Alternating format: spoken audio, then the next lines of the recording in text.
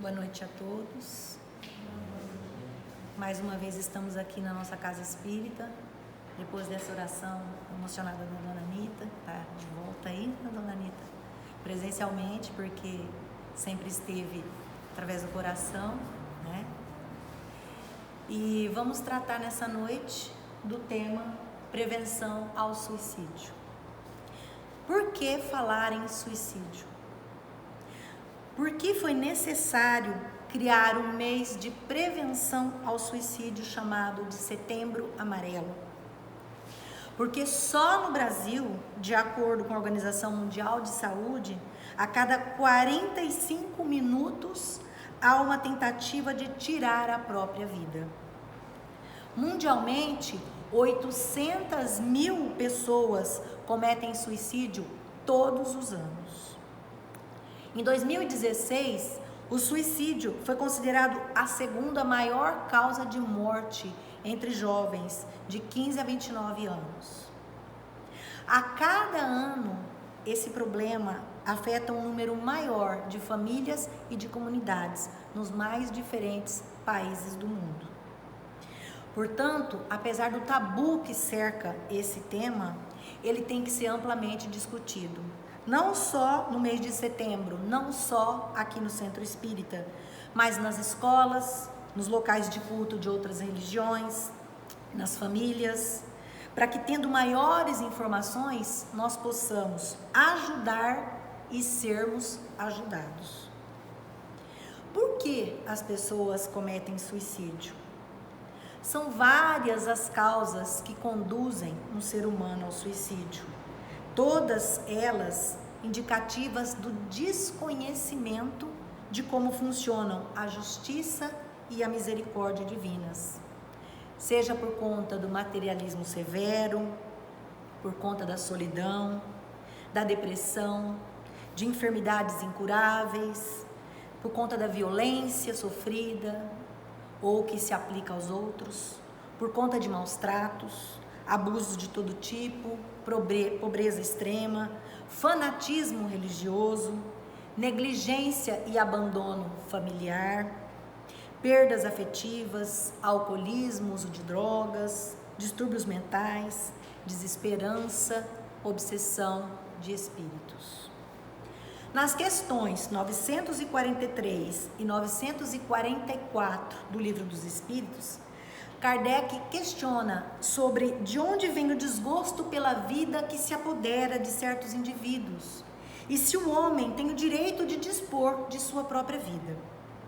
E eles respondem que esse desgosto que às vezes se apodera vem da ociosidade, da falta de fé e muitas vezes da saciedade, ou seja, estar saciado com tudo aquilo que é físico.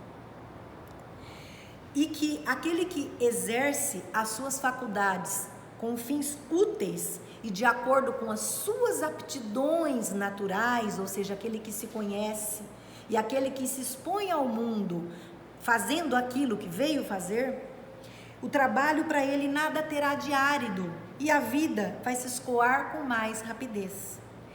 Esta pessoa vai suportar as vicissitudes da vida com mais paciência, com mais resignação. Quanto mais ela age, tendo em vista a felicidade mais sólida e mais durável. Ou seja, quanto mais a pessoa age de acordo com as suas aptidões, quanto mais ela age de acordo com a sua natureza divina, procurando a felicidade sólida e durável, ou seja, a felicidade verdadeira, não a felicidade das coisas fúteis, materiais e passageiras. Então, mais resignação e mais calma ela tem para enfrentar as dificuldades da vida. E mais distante ela fica do suicídio. E eles também esclarecem, respondendo a outra questão, que o suicídio voluntário é uma transgressão da lei divina. Ou seja, ninguém tem o direito de dispor da própria vida. No Evangelho segundo o Espiritismo, no item O Suicídio e a Loucura, Kardec fala sobre o mal que as ideias materialistas causam à humanidade. Ele diz o seguinte: a incredulidade, a simples dúvida sobre o futuro, as ideias materialistas, numa palavra, são os maiores incitantes ao suicídio. Produzem a covardia moral. Quando se vê homens de ciência, apoiados na autoridade do seu saber, se esforçarem por provar aos que os ouvem ou leem que estes nada têm a esperar depois da morte, não estão tentando convencê-los de que, se são infelizes, o melhor que podem a fazer é matar-se? Que lhes poderia dizer para desviá-los dessa consequência?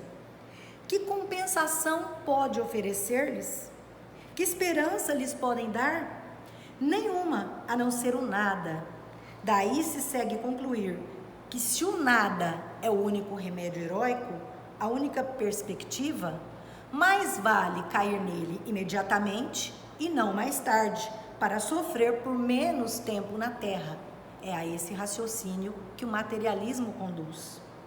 A propagação das doutrinas materialistas é, pois, segundo Kardec afirma, o veneno que inocula a ideia do suicídio na maioria dos que se suicidam.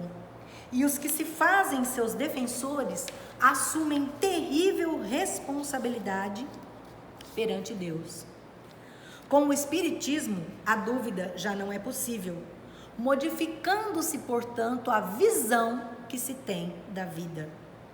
O crente, aquele que crê, sabe que a existência se prolonga indefinidamente, para além do túmulo, mas em condições muito diversas, muito diferentes das que vive aqui. Daí a paciência e a resignação que o afastam muito naturalmente de pensar no suicídio. Daí, numa palavra, a coragem moral. Seja qual for a motivação, vamos imaginar que nós estamos entrando agora no mundo de uma pessoa que quer tirar a própria vida. Esse mundo é feito de desespero, de impotência, de prostração, de angústia, de solidão, de desamparo, de falta de sentido e ausência de futuro. As paisagens são todas sombrias e não existe luz para enxergar uma saída. Se já é difícil cumprir tarefas simples como levantar da cama ou escovar os dentes, imagine as que exigem mais energia, como trabalhar. Tarefas como essa são um verdadeiro martírio para quem está nesta condição. É nessa escuridão que surge a sensação de que não tem mais jeito. Em vez de remover ou lidar com o problema que a aflige, a pessoa imagina que vai se livrar deste sofrimento através da morte. Ela sente que não há ninguém que entenda como é insuportável aquilo que ela vive. Por isso, muitas pessoas assim costumam se fechar. Mesmo que por dentro dela haja um turbilhão de pensamentos, de emoções e de sentimentos, estes sentimentos e pensamentos ficam trancados a 7 chaves, tão bem escondidos que às vezes nem quem está ao lado percebe. A pessoa guarda tudo para si, porque não tem ânimo nem vontade de falar sobre o seu estado interno. Na verdade, esta pessoa não quer desistir da vida. Ela quer apenas matar aquilo que a faz sofrer. Tomada por um sofrimento intenso, ela mergulha num definhar da existência. Algo que vai acontecendo aos poucos, até que ela chega à conclusão de que morrer é a única maneira de acordar do pesadelo que a vida se tornou. Uma ideia que aos olhos dela parece muito tentadora, porque pode resolver todos os seus problemas com um só ato. É assim que ela pensa. O desejo de dar um fim à dor que sente nunca é motivado por uma única causa, mas por uma combinação de vários fatores. Geralmente, as pessoas que sentem a vida dessa forma, que encaram a vida assim, são pessoas que não conseguem lidar bem com as adversidades, que não conseguem se levantar depois de levar uma rasteira da vida. Pessoas que abusam de álcool e de drogas pesadas também costumam ter mais pensamentos de morrer, porque estas substâncias podem gerar alucinações ou sensações de perseguição. Assim também como quem tem o transtorno de personalidade chamado borderline, que é aquele transtorno em que a pessoa tem emoções ao extremo, tudo é a flor da pele, né? Tudo é assim, sentido de uma forma muito intensa, tanto a alegria como a tristeza. Então, as pessoas que têm esse transtorno, as pessoas que têm transtornos mentais, como a depressão, que pode se tornar mais severa e caminhar para a intenção do suicídio, transtornos bipolares, esquizofrenia. Estes últimos casos são mais complexos, porque além do aspecto físico e mental que atinge a pessoa, também há um componente espiritual, pode haver também uma obsessão. Nem sempre a pessoa que quer desistir da vida, essa pessoa que passa por esse intenso sofrimento, vai verbalizar a intenção dela de forma clara. Por isso é que é muito importante prestar atenção aos mínimos detalhes, às mudanças de comportamento, mesmo que sejam sutis. E mais importante do que isso, é preciso ter empatia e ter sensibilidade para entender que o que a pessoa está precisando naquele momento pode ser um colo, pode ser alguém que a ouça durante o tempo que for preciso, ou que embarque no mundo dela sem preconceitos e sem julgamentos. Neste momento, então, o que nós podemos fazer? Nós podemos tentar oferecer um ambiente acolhedor que esta pessoa tanto precisa, tratá-la com respeito, tratá-la com dignidade. Um bom começo, se a gente nota mudanças sutis no comportamento da pessoa ou mudanças evidentes, é convidar essa pessoa para uma conversa num ambiente agradável, num ambiente onde ela se sinta mais à vontade. E, de forma sincera, perguntar a ela o que dói, qual é o problema que ela não consegue resolver e se colocar à disposição para ajudá-la no que ela precisar. De acordo com pessoas que atuam nessa área, psicólogos, psiquiatras e voluntários de instituições de ajuda, como o CVV, que é o Centro de Valorização da Vida, possibilitar que a pessoa coloque as emoções represadas para fora é um remédio dos mais eficazes contra o suicídio. É como se a pessoa fosse uma panela de pressão, que ela tem os sentimentos ali pressionando, indo para o coração e para a mente, e de repente quando ela fala, essa panela abre um pouquinho e alivia um pouco dos sentimentos.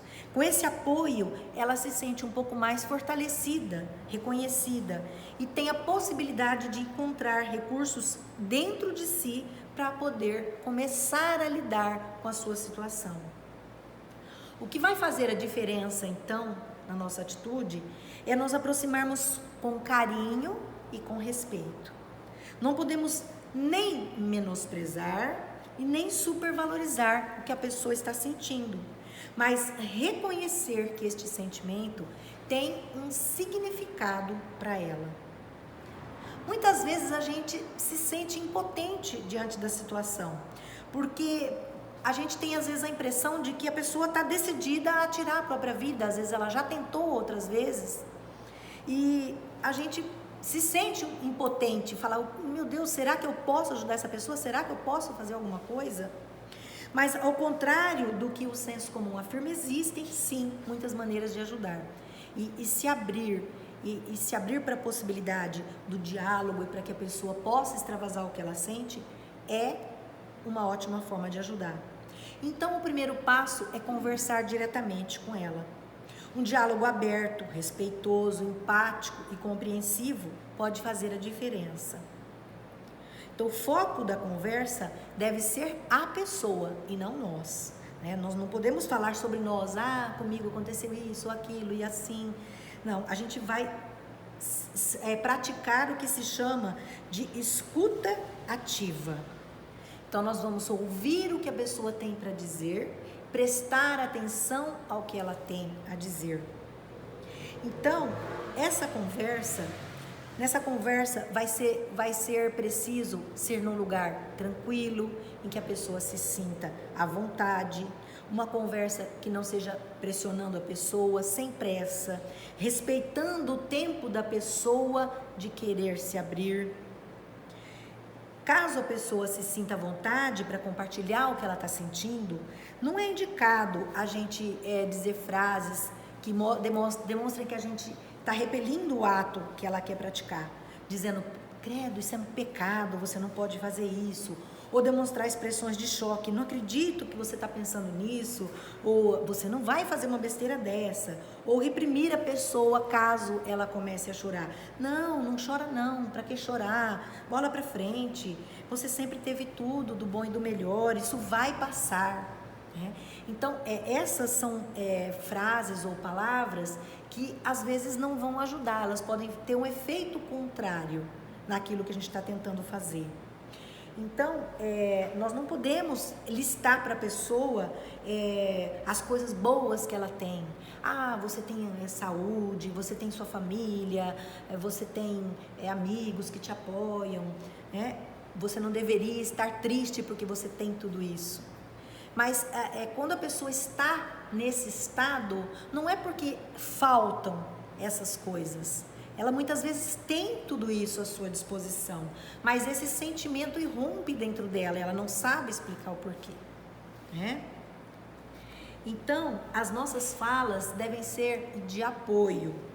Então, nós vamos dizer, eu estou com você, você não está sozinho ou sozinha, me ajuda a te ajudar.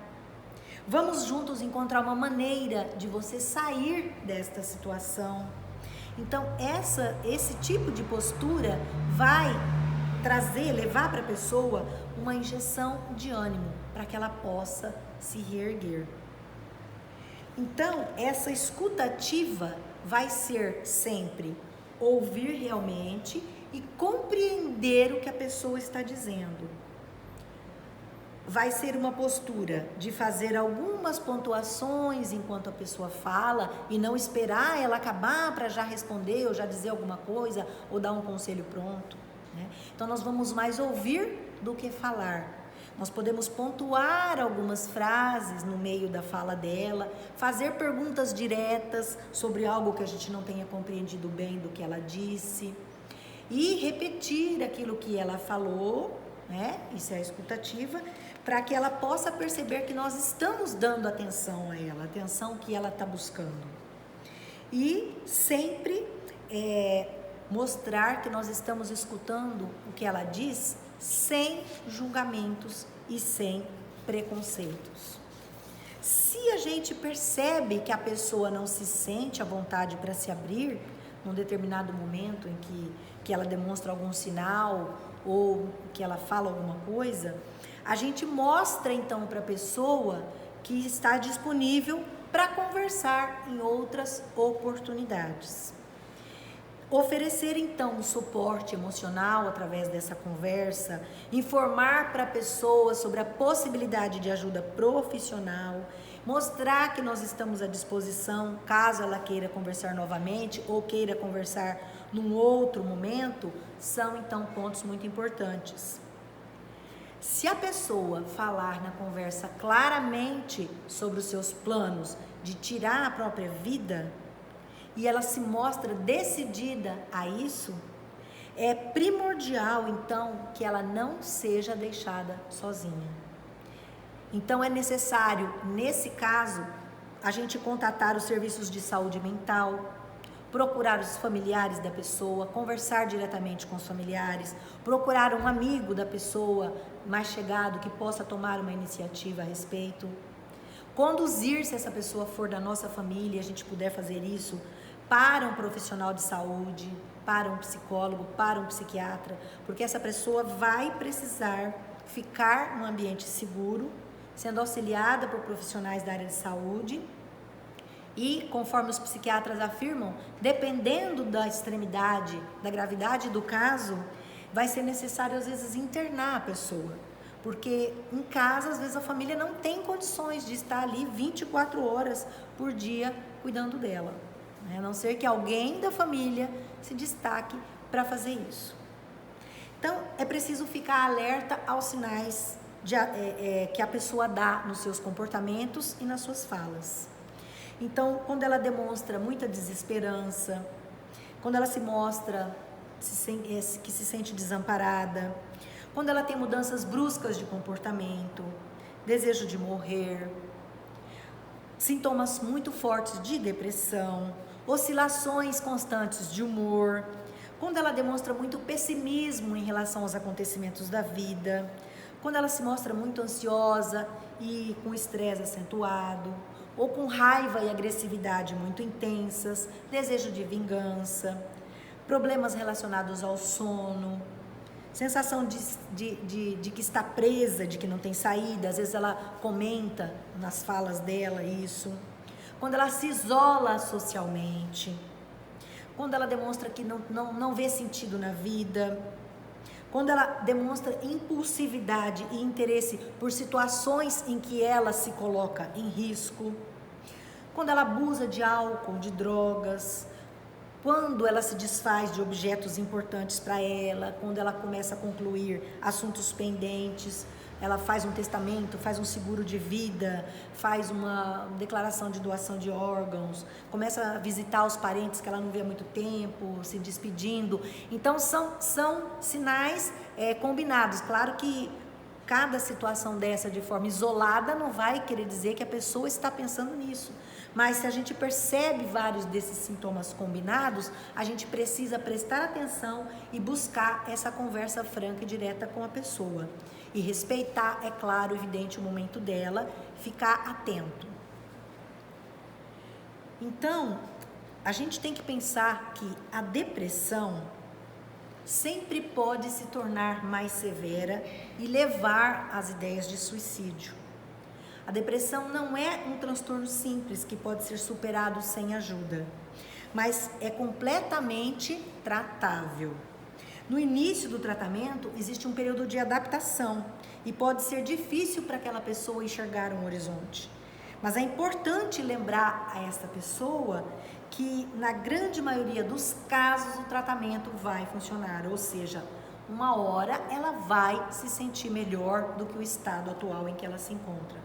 Então é muito importante conduzir a pessoa depressiva ou a pessoa que tem as ideações do suicídio a um tratamento médico, estimular a pessoa a não interromper o tratamento e a tomar todos os medicamentos que forem indicados.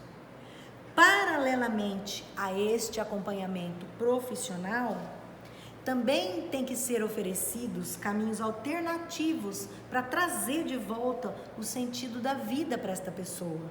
Então, procurar auxiliá-la ou convidá-la, ou oferecer para ela a possibilidade de praticar dança, meditação, um curso de música ou de jardinagem, trabalhos manuais, culinária. Então, coisas que a pessoa gostava de fazer, que a pessoa tinha interesse e deixou de ter, né? É evidente que ela não vai, de um momento para outro, resolver fazer isso de uma forma espontânea, mas a gente precisa ser enfático, convidar, sugerir, insistir e expor para ela que mesmo que ela se force a fazer isso, mas é necessário para a recuperação dela, porque ela começa a fazer e ela começa a gostar de fazer aquilo e começa a melhorar paralelamente ao acompanhamento médico. Então, os familiares podem ajudar, os amigos podem ajudar, e nós anotamos aqui 6 pontos que a gente entendeu que são mais importantes para que a gente possa dar esse suporte para essas pessoas que têm essa ideia. Então, primeiro, mantenha contato. Então, ligue ou visite seu amigo. Não deixe de convidá-lo para se juntar a você em atividades diárias. Pessoas que estão deprimidas tendem a ficar isoladas porque não querem incomodar outras pessoas. Então, como eu disse antes, talvez seja necessário ser enfático e trabalhar mais duro para apoiar e para envolver esta pessoa que está deprimida. Então, é preciso proporcionar a ela ou convidá-la para participar de atividades que promovam nela um sentimento de realização, de recompensa, de prazer, né? Então, atividades em que ela você vai poder dizer para ela, olha que bacana, você conseguiu concluir isso, por menor que seja aquilo que ela fez, né? E a gente tem que ter em mente que ela não vai se interessar imediatamente, então a gente não pode desistir e não pode levar para o lado pessoal as negativas. A gente vai continuar convidando a pessoa para atividades sociais, para passeios, até que uma hora ela acaba dizendo sim. Um outro ponto, segundo ponto, incentivar a prática de atividades prazerosas. Então, convidar essa pessoa para dar um passeio ao ar livre, uma caminhada, um passeio de bicicleta, um piquenique no parque. Então, uma caminhada ou exercícios físicos vai contribuir para a liberação de hormônios como a endorfina, a dopamina, que são hormônios naturais do nosso organismo e dão a sensação de prazer. Então, se ela começar a ter essas sensações, isso vai auxiliar pouco a pouco no tratamento da pessoa. Um terceiro ponto é concentrar-se em pequenas metas. Então, como eu já disse, então a pessoa deprimida ela vai perguntar, mas por que você se preocupa comigo? Por que eu deveria sair da cama hoje? Então a gente ajuda a pessoa a responder a essas perguntas de uma forma positiva e a gente se concentra nas pequenas vitórias dela. Então, olha que bom que hoje você veio almoçar junto com a gente, se sentou à mesa para comer, saiu do quarto. Que bom que hoje você passou perfume, você está tão cheirosa. Nossa, como você está bonita hoje. Então, são pequenos gestos que às vezes nos parecem bobos, mas isso para a pessoa pode ser um incentivo positivo. Outro ponto, quarto ponto, saiba o momento de ficar em silêncio. Então, em alguns momentos, pode ser necessário só um abraço, só o silêncio ao lado da pessoa. Um colo, um cafuné, um momento de acolhimento, de carinho, um abraço apertado, às vezes pode valer mais do que muitas palavras, né?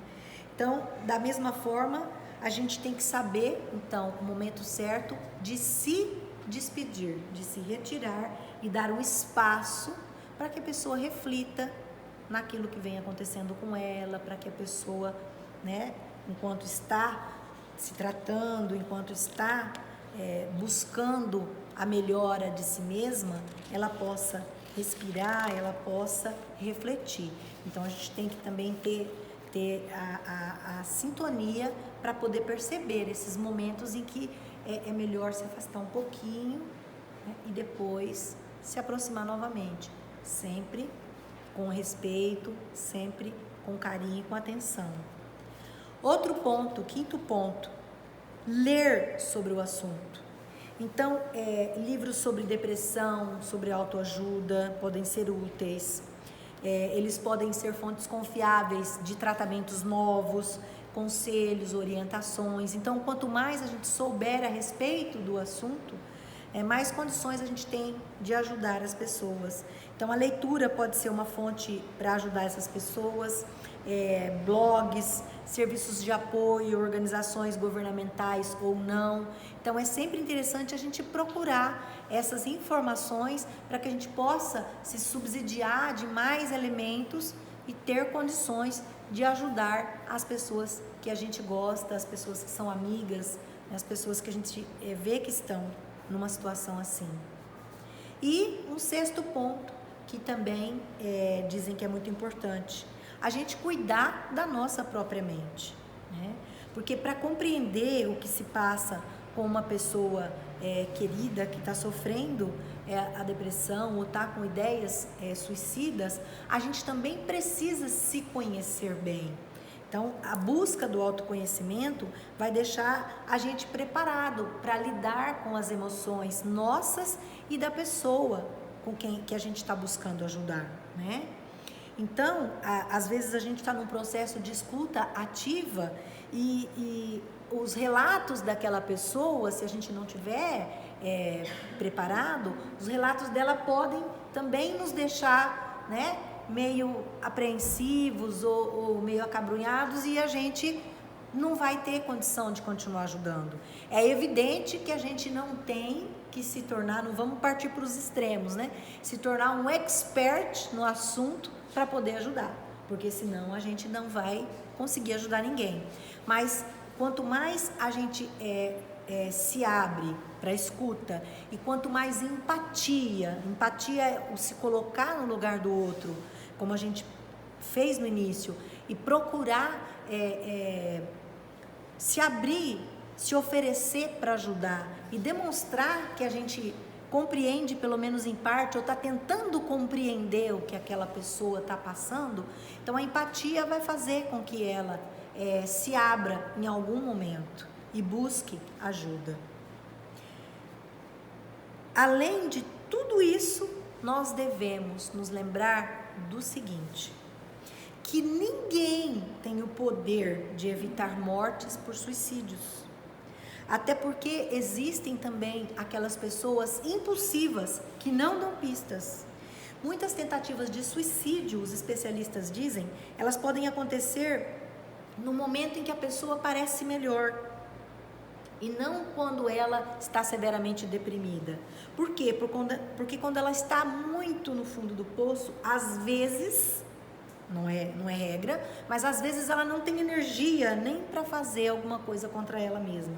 Mas quando a energia começa a voltar, aí ela pode tentar tomar uma atitude. Então a gente precisa estar sempre atento.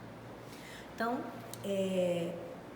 o mesmo vale para os suicídios planejados. Então muitas vezes a pessoa tem uma rede de proteção da família, dos amigos, está todo mundo sempre muito atento, a pessoa está recebendo tratamento e ela planeja tudo sem que ninguém perceba nada, ela disfarça muito bem e ela acaba alcançando o seu intento.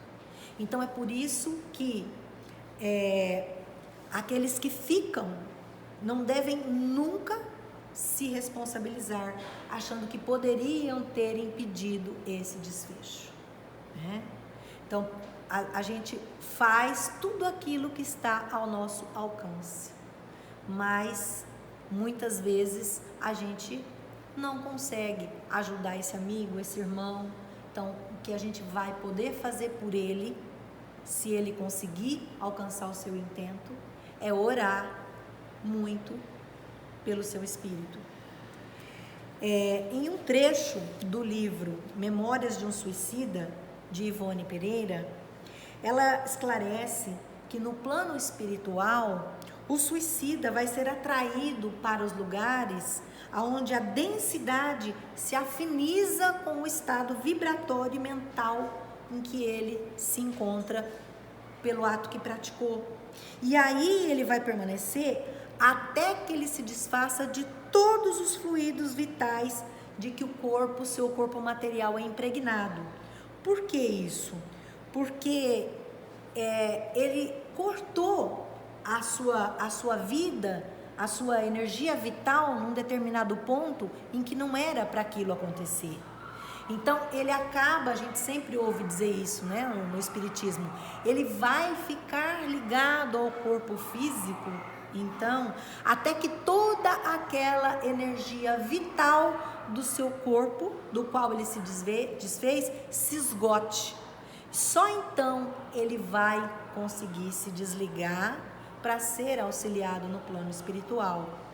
Então é por isso que a gente sempre ouve falar que os suicidas ficam ligados ao corpo e eles sentem, né, todas as coisas que acontecem com o corpo, né, porque eles ficam nessa ligação até que o fluido vital se extinga por completo e ele consiga então ser auxiliado, ser ajudado.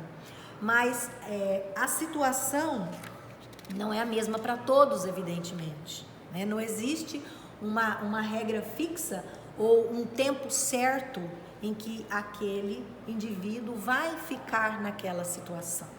tudo vai depender dos motivos que o levaram, de como estava a sua organização mental quando ele praticou o ato, né? Então, tudo depende do conhecimento que ele tem a respeito do ato que ele está praticando, certo? Então, às vezes ele vai passar horas, né, ligado ao corpo para que essa energia se consuma. Às vezes ele vai passar meses, ele vai passar anos. Então, não existe uma regra para o que acontece no plano espiritual depois que a pessoa abandona o próprio corpo, a própria vida, né?